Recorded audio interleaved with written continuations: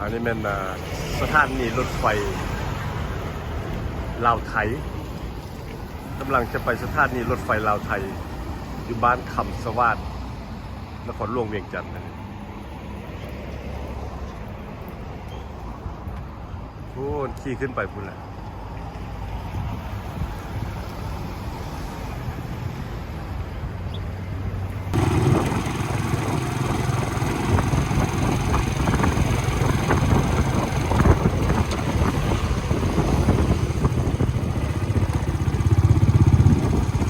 แถวนี้ยังมีดินเปล่าวางได้อยู่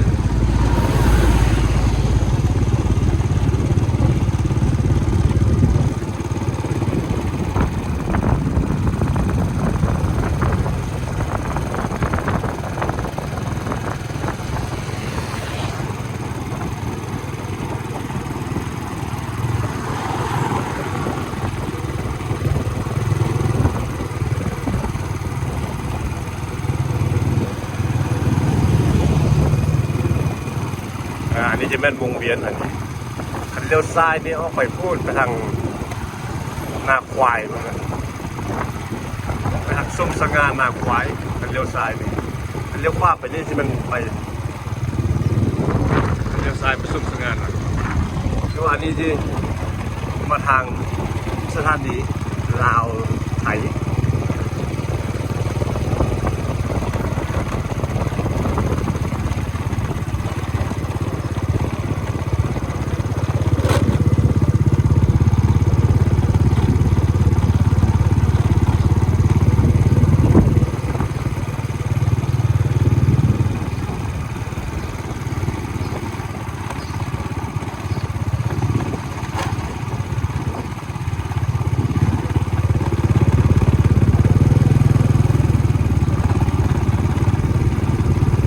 ฮอดแล้วสถานีลาวไทย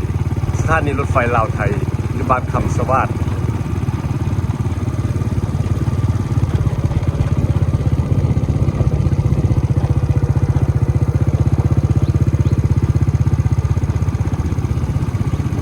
ทางฝากนี้ก็ยังเป็นอันนั้นอยู่ได้นี่นะธรรมศาสตร์อยู่ได้นี่มันยังเห็ดหัวเห็ดส่วนพวกผัก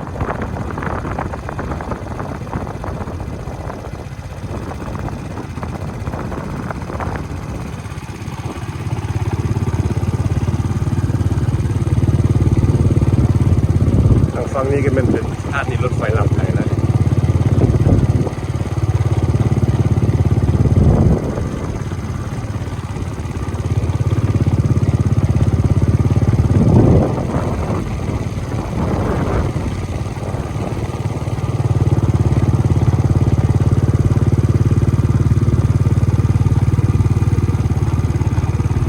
อันนี้เป็นบนทาง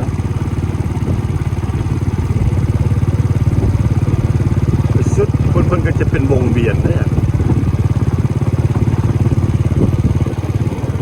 น้ำลายทางฝากนี่ก็แม่นะไม่เทียบว่าที่สวนผักมีไว้เล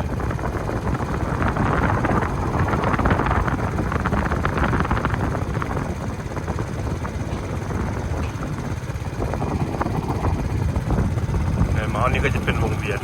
วนทางมาทางรถไฟสุดอยู่ตรงนี้แล้วก็โค้งกับขึ้นไปสถานีปะนี่ทางนี้เป็นเห็ดหัวเห็ดส่วนมดเลย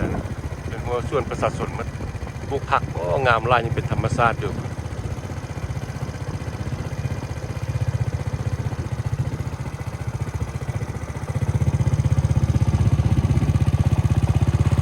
วงเวียนอยู่มองนี้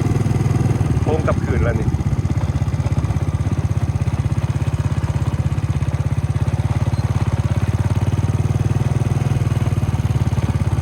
คือไปห้าสถานีรถไฟ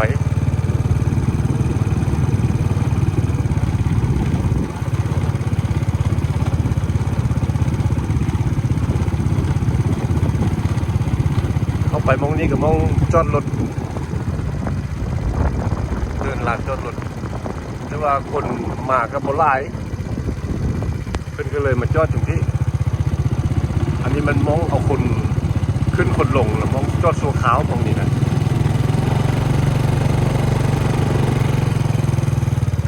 แล้วสถานีรถไฟ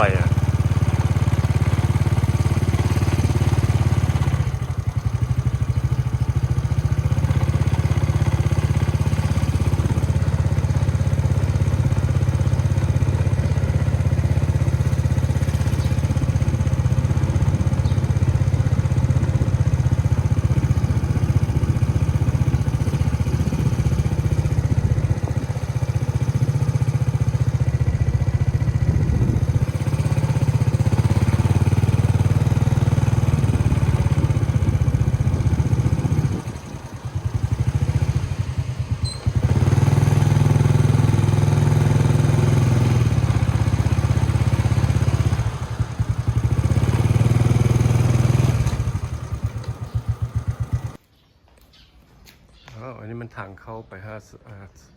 สถานีทางไหนเด้อวันนี้เด้อเข้าไปลองดูนี่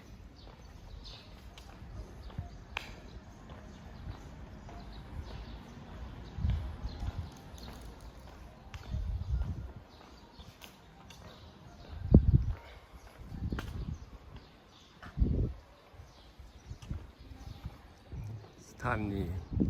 รถไฟลาวไทย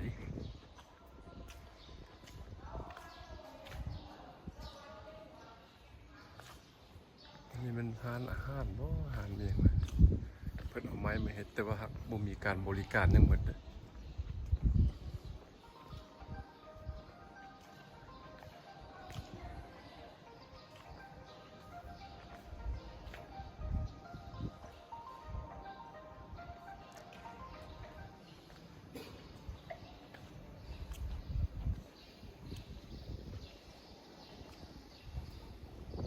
อันนี้มันบรรยากาศภายใน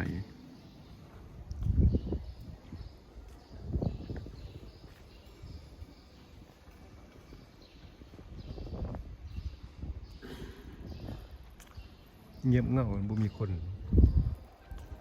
ปานใดแต่ก็เพิ่นก็ยังเปิดใช้บริการอยู่ครับบ่มีคนเที่ยวหลาย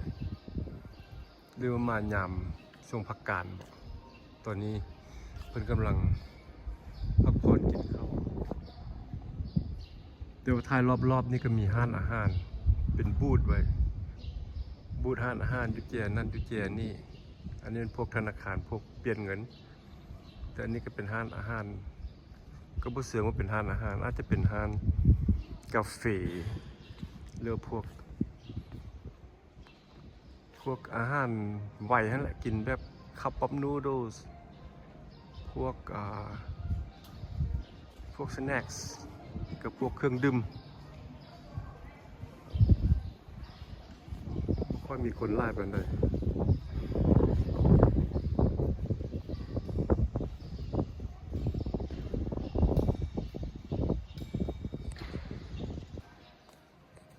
มาที่ห้องเยี่ยมที่เพิ่นบริการค่ายปีอันนี้มันอาจจะมีซ่องบอน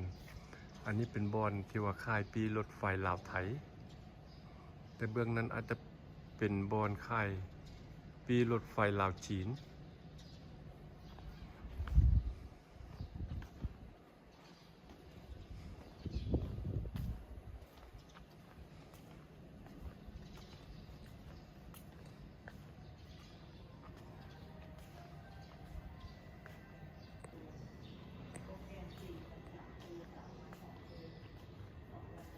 อันนี้มันบอนซื้อปีรถไฟลาวจีนเพิ่นยังบ่ทันเปิดบริการเพิ่นยังปิดกินข้าวเที่ยง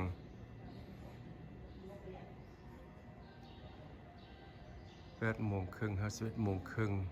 1 โมงครึ่ง56 โมงครึ่ง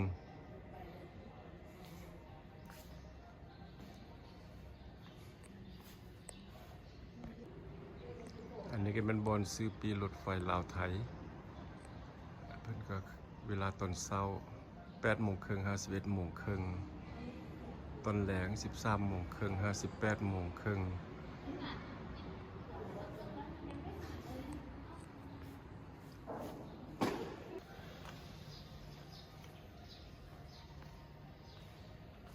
แต่มาทางนี้ก็อาจจะเป็นห้องน้ำ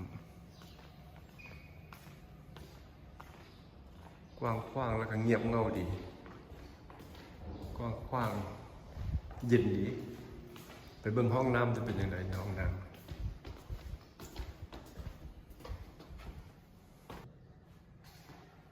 โอ้ห้องน้ำนี่ก็สะอาดสะองอยู่ได้นี่โอเคอยู่มันมีทอยเล็ตแล้วก็มีซิงค์